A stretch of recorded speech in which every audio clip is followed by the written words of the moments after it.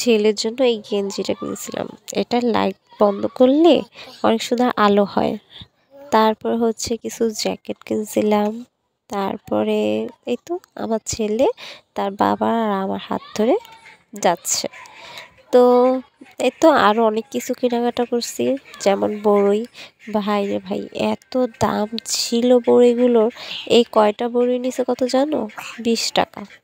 এটা ভাবা যায়। তারপরে কিছু গেঞ্জি কিনলাম, এই গেঞ্জিটাও কিনছি। তারপরে একটা জ্যাকেট কিনছি। ভাইয়ের ছেলের জন্য এরকম জ্যাকেট অনেক খুঁজলাম কিন্তু পাইলাম না, একটা সোয়েটারের মতো নিলাম। তো এটা অনেক শীতের জন্য দরকার ছিল। আর একটু ছোট নিছি যাতে কয়েকদিন আমার ছেলেকে পরে দিয়ে দিতে পারি, কারণ ওর জ্যাকেট আরও একটা আছে, ওটা অনেক বড়।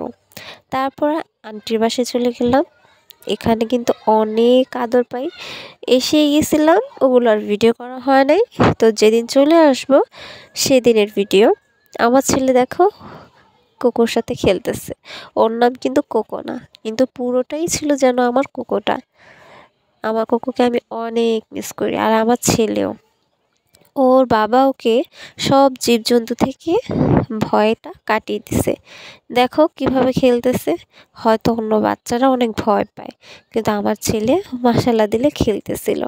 তো কেউ বাজে মন্তব্য করবেন না।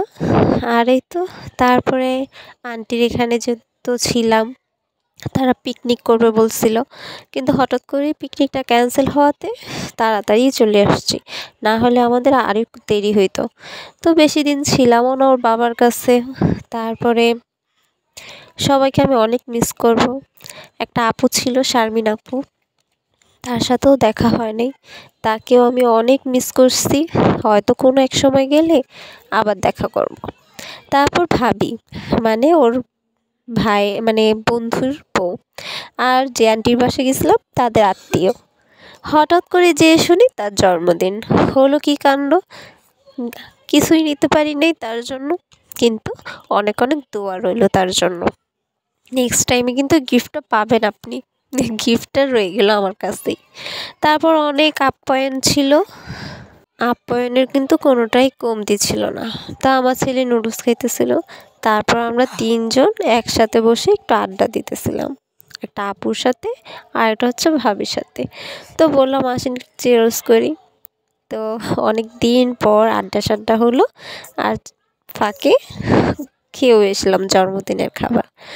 তো ইনশাল্লাহ কোন একদিন গেলে আবার ঢাকায় তার পাওনাটা দিয়ে দিব। সবাই ভালো থাকবেন, সুস্থ থাকবেন। আসসালামু আলাইকুম।